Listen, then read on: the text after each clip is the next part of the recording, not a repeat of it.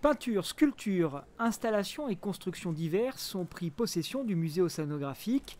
Elles s'y sont intégrées comme si elles en étaient consubstantielles. I think the museum's amazing. That's why I agreed to do the show here. Le musée est vraiment étonnant, c'est pourquoi j'ai voulu présenter mon travail ici. C'est vraiment un environnement très spécial pour montrer l'art. C'est d'ailleurs ce musée une œuvre d'art en lui-même.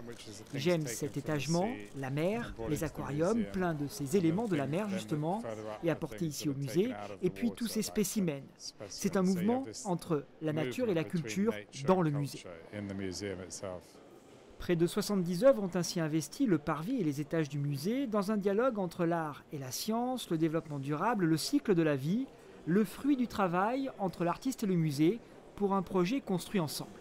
C'est bluffant, c'est bon plus d'une année de travail avec l'artiste Mark Quinn, puisque le deal que nous avons passé ensemble, c'est que le musée océanographique n'accueille pas une exposition d'art contemporain. Le musée océanographique n'est pas un musée d'art. Et si nous accueillons un artiste comme Mark Quinn, c'est qu'à l'origine, il y a eu un accord entre l'artiste et le musée océanographique sur le fait que nous allions vraiment développer un dialogue entre l'art et la science, un dialogue entre les océans et la terre, un dialogue entre la vie et la mort, un dialogue entre la modernité et les collections du musée océanographique.